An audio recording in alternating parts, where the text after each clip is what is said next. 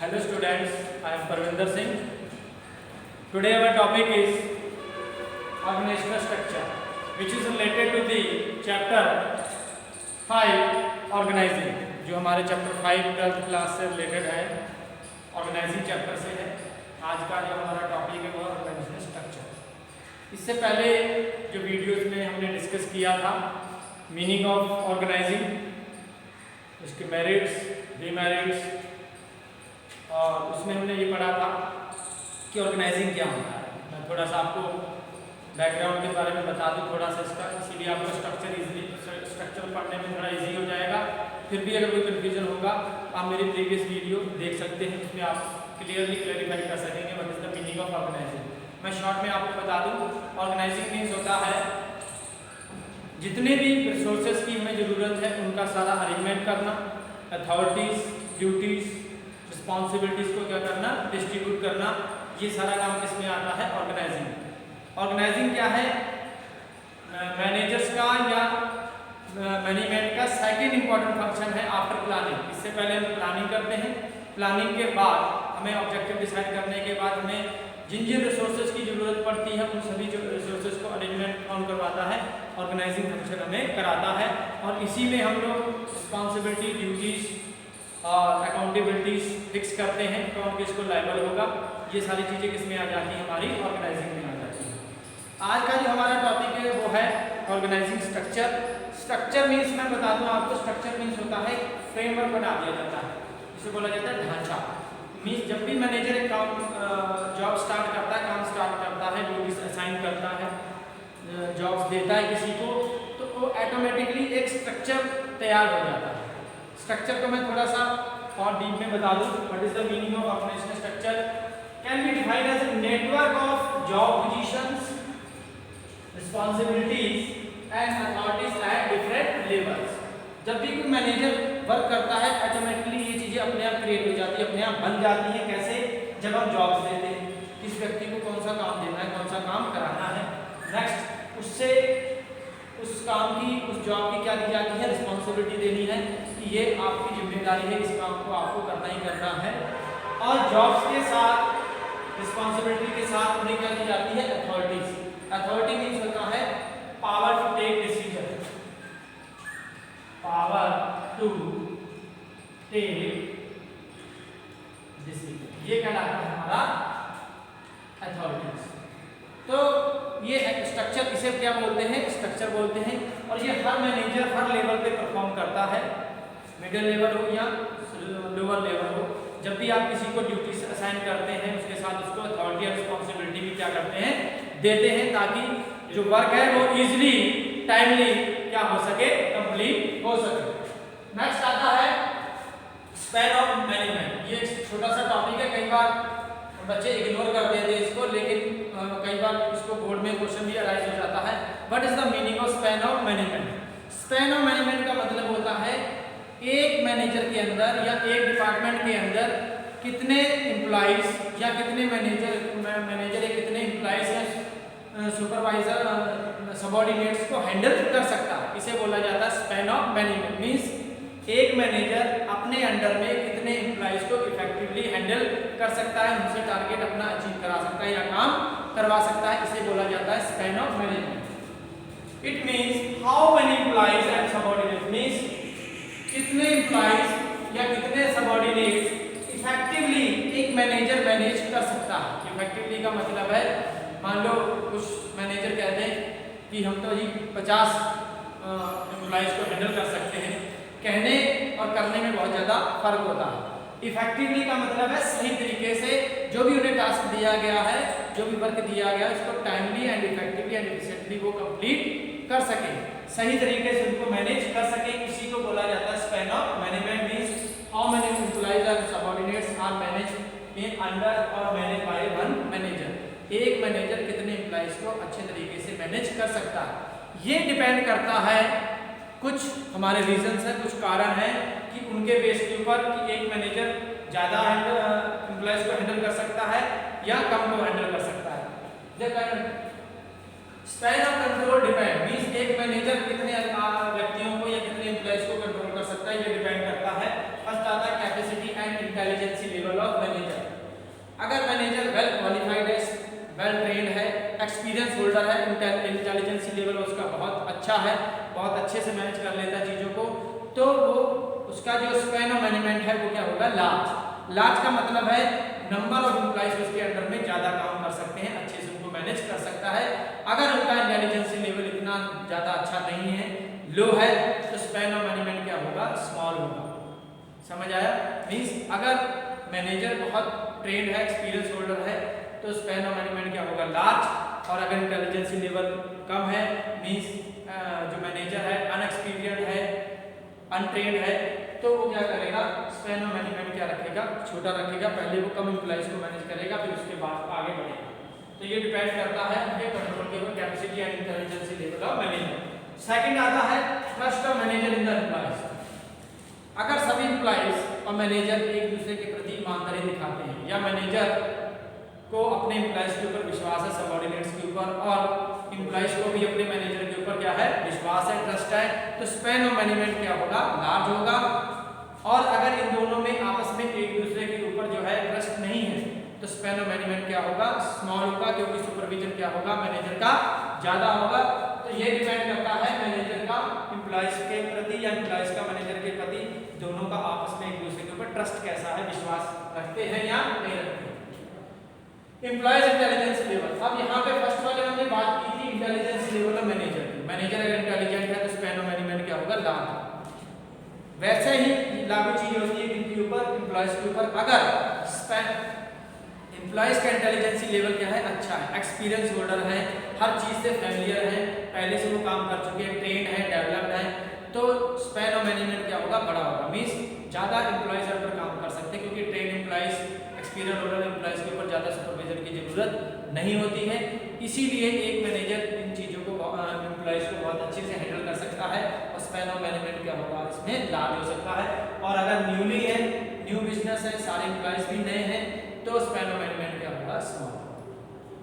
Last one आता है nature of job. आप किस तरह का काम कर रहे हैं, आपके अंडर में जो लोग काम कर रहे हैं वो जॉब उनकी क्या है, वो क्या काम कर रहे हैं।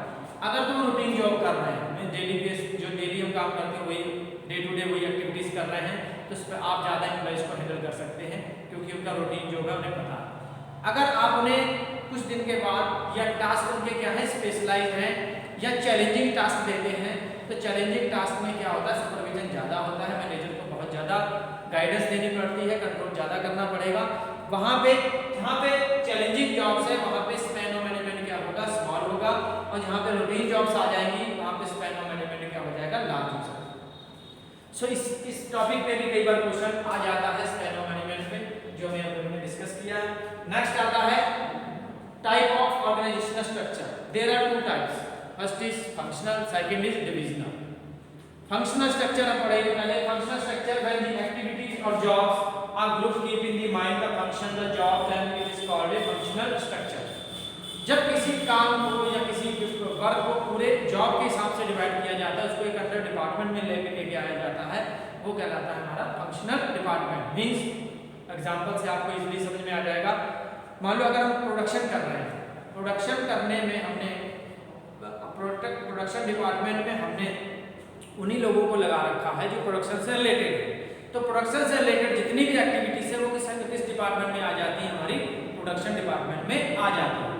ऐसे ही सेल्स में जितने भी सेल्स से रिलेटेड जॉब्स हैं या एक्टिविटीज की जाती हैं वो किसमें चली जाती है, हमारी सेल्स डिपार्टमेंट। इन सभी को क्या बोला जाता है, फंक्शनल डिपार्टमेंट। काम के हिसाब से डिवाइड किया गया हुआ जो स्ट्रक्चर बनाया जाता है उसे बोला जाता है functional structure.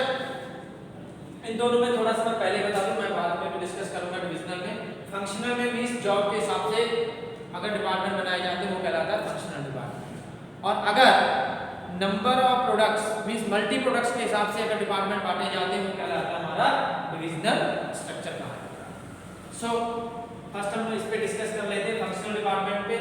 When the activities jobs are grouped in the mind of functions, यहां ये इंपॉर्टेंट है, जब हम एक्टिविटीज को उनके काम से या फंक्शन के हिसाब से डिवाइड कर देते हैं उस स्ट्रक्चर को क्या बोला जाता है, डिपार्टमेंट फंक्शनल स्ट्रक्चर।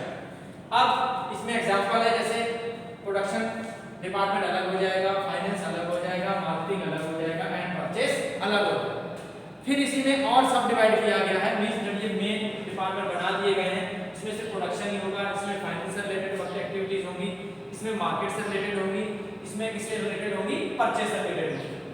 सो इसको फिर से डिवाइड किया गया, आगे इन्हीं डिपार्टमेंट्स को इनके सब डिपार्टमेंट बनाए गए हैं। जैसे प्रोडक्शन डिपार्टमेंट में फर्दर क्लासिफाई किया गया है स्टोर डिपार्टमेंट, जहाँ पे सामान स्टोर रहेगा। क्वालिटी डिपार्टमेंट, क्वालिटी चेक की जाएगी। फिर आता है असेंबली डिपार्टमेंट, जहाँ पे मालूम अलग अलग पार्ट्स हमको क्या किया गया, असेंबल किया गया है। तो काम के हिसाब को, एक्टिविटीज को डिवाइड किया, जॉब को डिवाइड किया गया, उस स्ट्रक्चर को बोला जाता है फंक्शनल स्ट्रक्चर। एग्जांपल है इसके purchase department, sales department, finance department, marketing department, ये सारे इसके क्या है, एग्जांपल्स हैं। अब इसके कुछ एडवांटेज एंड डिसएडवांटेज हैं। First is specialisation. जब हमने वर्क को जॉब के हिसाब से डिवाइड किया गया है, तो हमें जब भी किसी व्यक्ति की जो हायर करने एक्सपर्ट्स या एडवाइस लेनी पड़ेगी, तो उस जॉब उन्हीं से रिलेटेड, जॉब से रिलेटेड ही उसी को बुलाया जाएगा।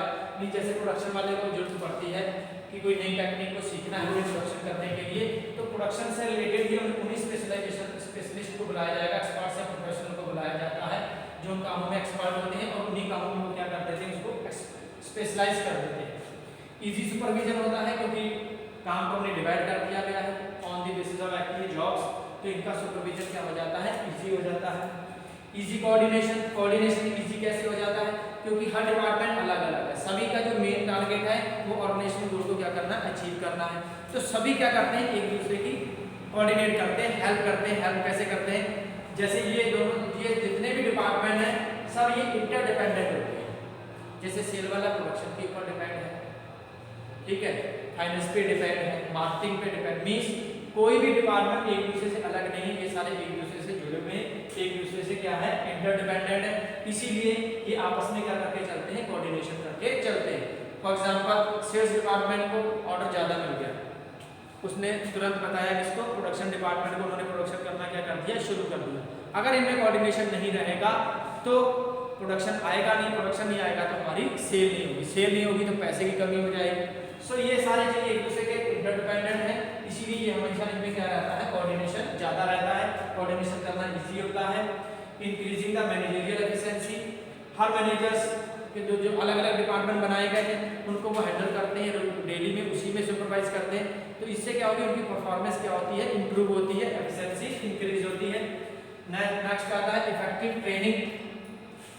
अब प्रोडक्शन वाले को प्रोडक्शन से रिलेटेड ट्रेनिंग देनी पड़ेगी, फाइनेंस वाले को मार्केटिंग वाले को मार्केटिंग सिखाई जाएगी, कैसे सिखाई जाती है। तो ये इजी हो जाता है जब हम इन चीज़ों को अलग अलग करके रखते हैं, प्रोडक्शन डिपार्टमेंट अलग, सेल अलग। So these are the advantage of functional structure. लेकिन इसके साथ इसकी कुछ क्या है, डिसएडवांटेज भी हैं।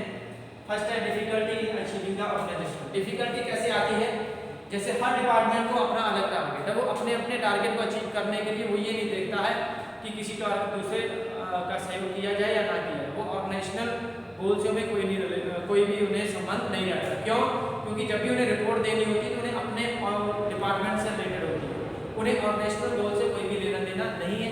वहाँ पे दिक्कत आ जाती है कि ऑर्गेनाइजेशन गोल अचीव करने में क्या हो जाता है, मुश्किल हो जाती है, क्योंकि ये सिर्फ अपने अपने डिपार्टमेंट से रिलेटेड होते हैं। कई बार ये अपने डिपार्टमेंट के टारगेट को अचीव करने के लिए रिसोर्सेज का क्या कर सकते हैं, मिसयूज भी करते हैं, ताकि हमारा टारगेट अचीव हो जाए, बाकी नो मैटर। नेक्स्ट आता है डिपार्टमेंटल हेड्स एटीट्यूड। अब हर डिपार्टमेंट का अलग अलग हेड, मींस परचेज डिपार्टमेंट का हेड अलग है, सेल्स का अलग है, मार्केटिंग का अलग है।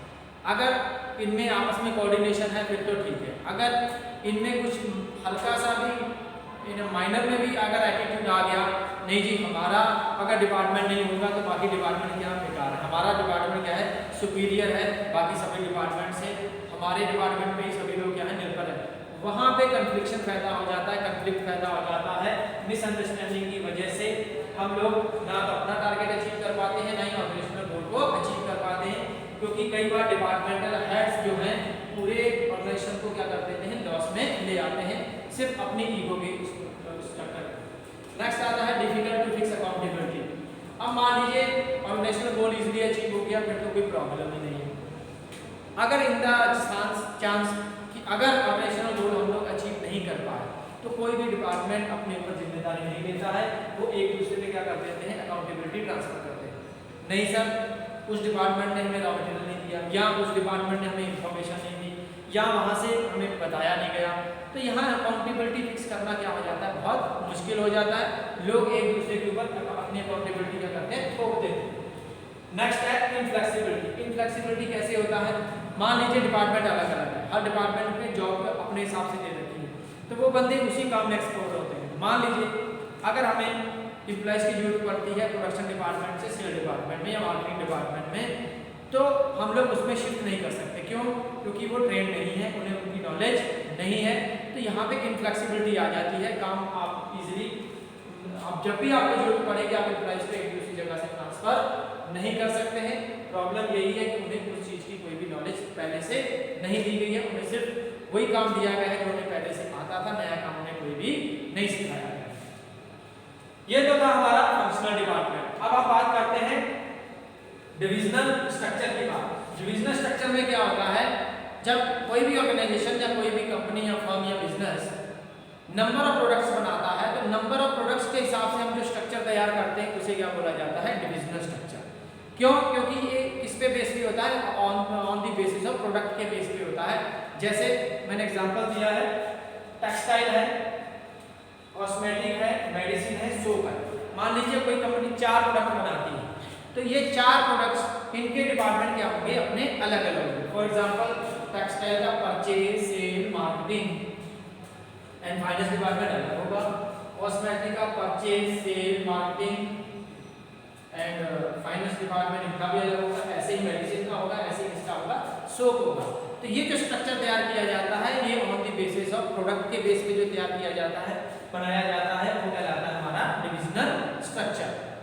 मींस यहाँ पे हम लोग नंबर ऑफ प्रोडक्ट बनाते हैं, तो नंबर ऑफ प्रोडक्ट के बेस पे ही हम उन प्रोडक्ट के अपने अलग अलग डिपार्टमेंट बना दिए जाते हैं। अब इसका एडवांटेज क्या है, प्रोडक्ट स्पेशलाइजेशन।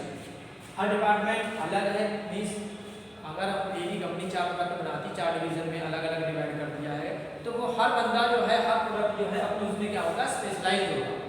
मींस टेक्सटाइल वाले टेक्सटाइल में स्पेशलाइजेशन होंगे, कॉस्मेटिक वाले कॉस्मेटिक में, मेडिसिन वाले मेडिसिन, सोप वाले सोप में। फास्ट डिसीजन मेकिंग, मींस इन्हें फ्लेक्सिबिलिटी दी गई है, आज़ादी दी गई है, अपने डिपार्टमेंट से रिलेटेड कोई भी डिसीजन ले सकते हैं। इन्हें ज़्यादा फॉर्मेलिटीज को पूरा नहीं करना पड़ता, क्योंकि पूरे डिपार्टमेंट के वो क्या होते हैं, हेड होते हैं, तो इसमें डिसीजन बहुत जल्दी ले लिए जाते हैं जब भी किसी चीज़ की रिक्वायरमेंट होती है। अकाउंटेबिलिटी, फिर इनकी अकाउंटेबिलिटी यहाँ पे फंक्शनल से ये डिविजनल जो है ज़्यादा प्रेफर है। क्यों? क्योंकि यहाँ पे अकाउंटेबिलिटी फिक्स कर दी जाती है। और मान लो टेक्सटाइल में अगर प्रॉफिट या लॉस होता है, तो उसकी अकाउंटेबिलिटी किसकी है, टेक्सटाइल वाले डिपार्टमेंट की है, बाकी इन डिपार्टमेंट्स की कोई भी नहीं है। क्यों? क्योंकि होलसेल यही है, सारा कुछ इसी ने किया है, तो अकाउंटेबिलिटी भी किसी की बनती है, इसी की बनती है। नेक्स्ट आता है फ्लेक्सिबिलिटी। फ्लेक्सिबिलिटी इसलिए हो जाती है क्योंकि हर एम्प्लॉइज को एक ही डिपार्टमेंट में काम कर रहे हैं, कभी भी कहीं पे भी इसको शिफ्ट किया जा सकता है। मींस हर लगभग जितने भी एम्प्लॉइज होते हैं वो वेल ट्रेन एंड डेवलप्ड होते हैं। नेक्स्ट एक्सपेंशन एंड ग्रोथ के चांसेस डिविजनल स्ट्रक्चर में क्या होते हैं, ज़्यादा होते हैं, क्योंकि हमारे पास रिसोर्सेज की कमी नहीं है, प्रोफेशनल्स की कमी नहीं है, किसी चीज़ की इसमें कमी नहीं आती, इसलिए इनका जो ग्रोथ है या एक्सपेंशन के चांसेस क्या होते हैं, बढ़ जाते हैं। और इसमें इसीलिए नंबर ऑफ प्रोडक्ट्स इसमें ऑलरेडी पहले से बढ़ा रखे हैं।